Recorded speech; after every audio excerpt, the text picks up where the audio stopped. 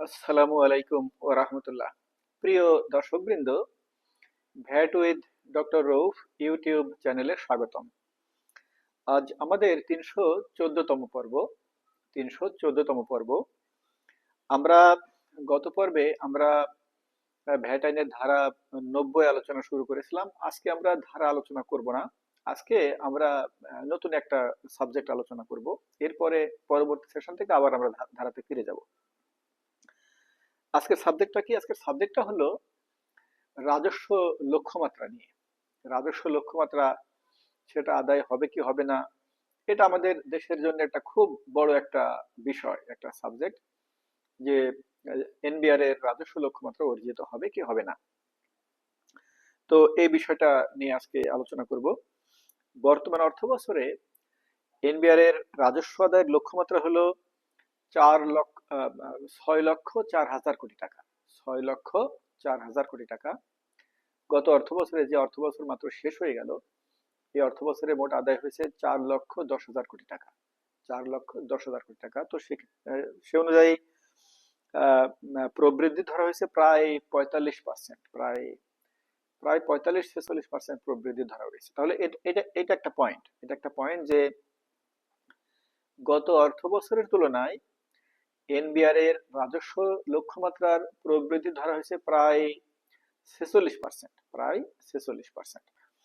তো এখন আসেন, এই এই যে বিশাল লক্ষ্যমাত্রা ধরা হয়েছে, এটা এটা আদায় হবে কিনা। এটা যদি আদায় না হয়, তো সরকারের যে ফাইন্যান্সিয়াল ম্যানেজমেন্টের যে প্ল্যান, এটা তো, এই প্ল্যান তো আসলে ঠিক রাখা সম্ভব হবে না। এটাও আবার রিভাইজ করা লাগতে পারে। প্রত্যেক বছরেই বছরের শেষে আবার সংশোধিত বাজেট করা হয়। তো এখন এখন এই যে একটা লক্ষ্যমাত্রা দেওয়া হলো, এখন বেশ অথরিটি সম্পন্ন বেশ কয়েকজন ইতিমধ্যে বলেছেন, মিডিয়াতে বলেছেন, আমি নিজেও শুনেছি যে লক্ষ্যমাত্রা আদায় হবে। এরকম কথা বলেছেন যে লক্ষ্যমাত্রা আদায় হবে। আমি আজ ৩১ বছর বাংলাদেশের এই রাজস্ব ব্যবস্থাপনায় কাজ করছি। তো আমি যখন এই কথা শুনি, তখন তো আমার নিজস্ব একটা মতামত থাকেই। তো এই কথা এখন আমি ফিল করলাম যে আসলে জাতির সামনে বলা দরকার যে আসলে কি হবে, কি কোন দিকে যাচ্ছে, এগুলো আসলে সবার জানা দরকার। তাহলে তাহলে প্ল্যানটা করে আরো আরো ভালো সুন্দর প্ল্যান করা যায়। আহ, হ্যাঁ, সুন্দরভাবে প্ল্যানটা বাস্তবায়ন করা যায়। তো আমার বেসিক কথা হলো যে এই রাজস্ব লক্ষ্যমাত্রা অর্জিত হবে না। রাজস্ব লক্ষ্যমাত্রা অর্জিত হবে না, এটাই হলো আজকে আমার মূল বক্তব্য। আর এর সাথে আরো কিছু কথা বলবো। রাজস্ব লক্ষ্যমাত্রা অর্জিত হবে না। কত অর্জিত হবে? এবছরে আহ 4,50,000 কোটি টাকার কাছাকাছি রাজস্ব আদায় হতে পারে। এই হলো আমার মূল বক্তব্য। তাহলে 4,50,000 কোটি টাকা যদি কালেকশন হয়, তাহলে 6,04,000 কোটি টাকা হচ্ছে টার্গেট। তাহলে প্রায় 1.5 লক্ষ কোটি টাকা রাজস্ব ঘাটতি থাকবে বছর শেষে। বছর শেষে প্রায় 1.5 লক্ষ কোটি টাকা রাজস্ব ঘাটতি থাকবে। আর আহ, কয়েকজন বেশ কর্তৃত্ব সম্পন্ন ব্যক্তি বলেছেন যে রাজস্ব লক্ষ্যমাত্রা অর্জিত হবে। তাহলে দেখেন আমার কথার কথা এবং তার কথার মধ্যে কত পার্থক্য, এত পার্থক্য। তাহলে কে সঠিক, কে সঠিক, এটা তো আর আপনি এখন বুঝতে পারবেন না। বুঝতে পারবেন 1 বছর পরে। 1 বছর সময় তো খুব বেশি না। আল্লাহ যদি বাঁচিয়ে রাখেন, তো 1 বছর পরে আপনি, 1 বছর তো যাওয়া লাগবে না, তার আগেই বুঝতে পারবেন যে রাজস্বের গতি প্রকৃতি কি। তো আমি যে এই যে কথাটা বললাম যে বর্তমান অর্থ বছরে রাজস্ব লক্ষ্যমাত্রা 6,04,000 কোটি টাকা আদায় হবে না। রাজস্ব লক্ষ্যমাত্রা আদায় হতে পারে 4,50,000 কোটি টাকার কাছাকাছি। তো এটা আমি কোন ভিত্তিতে বললাম, এখন আসেন সেই ভিত্তিগুলো বলি। আহ ভিত্তি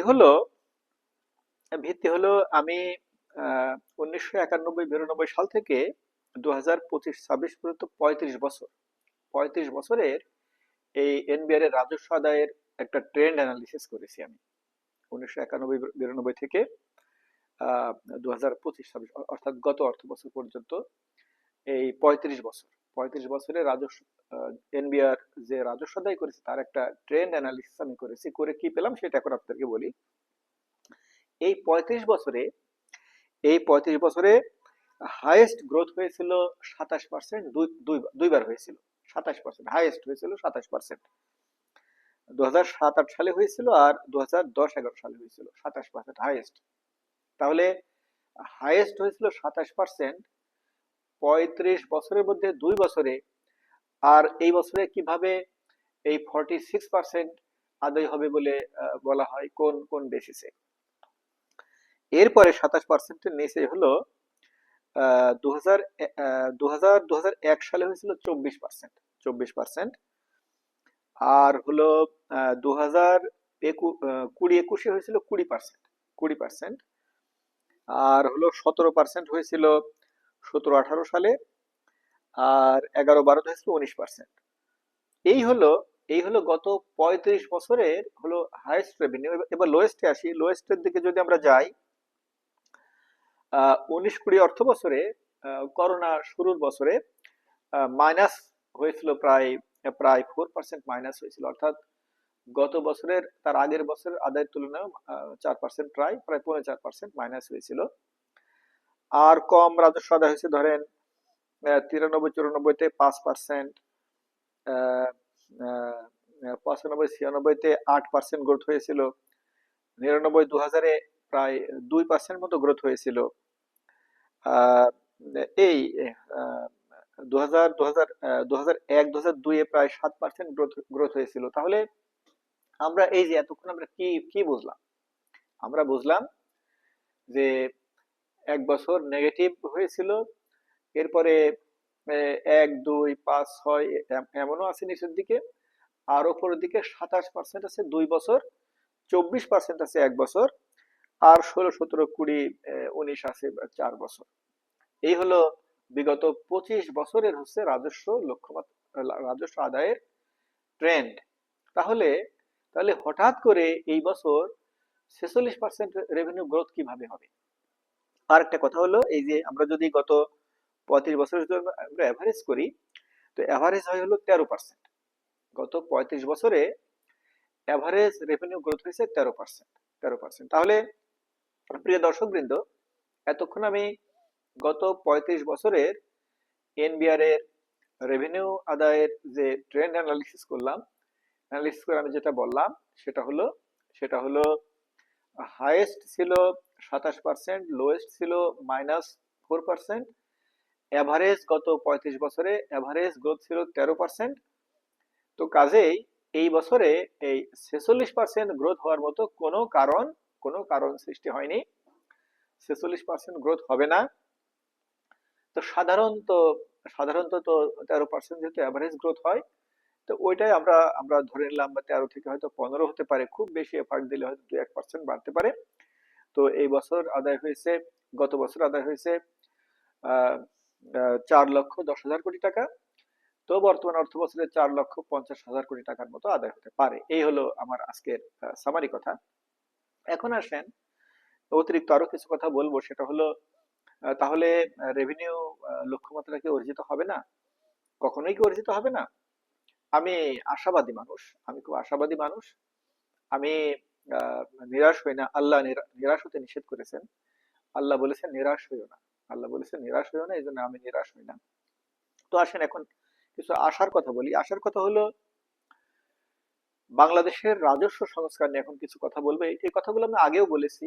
আমি বেশ গত 5-6 মাসে আমি অনেকগুলো আর্টিকেল লিখেছি, সেখানে এই কথাগুলো বলেছি। তাই রিপিটেশন হবে, তারপরেও প্রাসঙ্গিক বলে কথাগুলো বলা দরকার। সেটা হলো, রেভিনিউ গ্রোথ হবে। রেভিনিউ গ্রোথ হবে। আমরা আমরা আমরা সারা পৃথিবীতে one of the lowest tax paying nation. আমাদের বর্তমানে ট্যাক্স জিডিপি রেশিও হচ্ছে 6.6। যারা ট্যাক্স জিডিপি রেশিও, আশা করি আপনারা প্রায় সবাই বোঝেন, হয়তো একজন বুঝতে না পারেন। ট্যাক্স জিডিপি রেশিও হলো মোট জিডিপি, দেশের মোট জিডিপি, গ্রস ডোমেস্টিক প্রোডাক্ট, মোট দেশজ উৎপাদনের কত পার্সেন্ট সরকার ট্যাক্স হিসেবে কালেকশন করে। সেটা আমাদের হলো 6.6। আমাদের আশেপাশে নেপাল, ইন্ডিয়া, শ্রীলঙ্কা, পাকিস্তান, এইসব দেশেও 12, 15, 17%, উন্নত দেশে প্রায় 30-35%। তো তাহলে তো স্কোপ তো আছে, আমাদের অর্থনীতিতে সক্ষমতা আছে, এটা কালেকশন করা যাচ্ছে না। তাহলে আসেন, কেন কালেকশন করা যাচ্ছে না? কি সমস্যাটা কোথায়? আমি আমার 31 বছর আমি বাংলাদেশের রেভিনিউ ম্যানেজমেন্টে কাজ করছি। সামারি কথা হলো, আমার তো এক স্বাধীন দেশের নাগরিক হিসাবে আমার তো স্বাধীন মতামত প্রকাশ করার অধিকার তো আমার আছে। আর 31 বছরের কর্ম অভিজ্ঞতার ফলে আমার তো একটা নৈতিক অধিকারও আছে এই ফিল্ডে কথা বলা। আমি দেখি রাজস্ব ব্যবস্থাপনায় শুধু ভুল সংস্কার করা হয়, ভুল পদক্ষেপ নেওয়া হয়, ভুল সংস্কার করা হয়, ভুল পদক্ষেপ নেওয়া হয়, সঠিক পদক্ষেপ নেওয়া হয় না। কি কি পদক্ষেপ নেওয়া হয়? সংস্কারের কথা বললেই এ, বলা হয় যে ভিত্তি বাড়াতে হবে, হার বাড়াতে হবে, ইউনিফর্ম রেট চালু করতে হবে, বলা হয় যে নীতি এবং বাস্তবায়ন আলাদা করতে হবে, বলা হয় যে ফাংশনাল অ্যাপ্রোচে যেতে হবে, জিওগ্রাফিক্যাল অ্যাপ্রোচ ছাড়া। এই কথাগুলো খুব ঘন ঘন বলা হয়। সম্প্রতি পলিসি এবং ইমপ্লিমেন্টেশন আলাদা করতে হবে, এই নিয়ে অনেক বেশ তুলকালাম কাণ্ডও ঘটে গেছে। তো যাই হোক আর কি, আমার পয়েন্টটা হলো যে সঠিক কাজ করা হয় না, সঠিক পদক্ষেপ নেওয়া হয় না। তাহলে সঠিক কাজ কোনটা, সঠিক পদক্ষেপ কোনটা? এইবার সেই পয়েন্টে আসি। রাজস্ব যেখানে ফাঁকি হয় সেখানে হিট করতে হবে, যেখানে রাজস্ব ফাঁকি হয় সেইখানে হিট করতে। ফাঁকি কোথায় হয়? ভ্যাট এবং ইনকাম ট্যাক্স ফাঁকি হওয়ার একেবারে মূল পয়েন্ট হলো সেল গোপন করে ফাঁকি দেয় মানুষ। যারা ভ্যাট দাতা, আয়কর দাতা, তারা বিক্রয় গোপন করে ফাঁকি দেয়। এই বিক্রয় গোপন করে ভ্যাট ফাঁকি দেয়, বিক্রয় গোপন করে ইনকাম ট্যাক্স ফাঁকি দেয়। ইমিডিয়েটলি ভ্যাট দিতে হয় আর সারা বছর শেষে যোগ করে ইনকাম ট্যাক্স দিতে হয়। বিক্রয় গোপন করে ভ্যাট ফাঁকি হয়, ইনকাম ট্যাক্স ফাঁকি হয়। তাহলে তাহলে রাজস্ব সংস্কারের একেবারে মূল পয়েন্ট হতে হবে যে সেল যেন গোপন করতে না পারে। এ হলো মূল পয়েন্ট।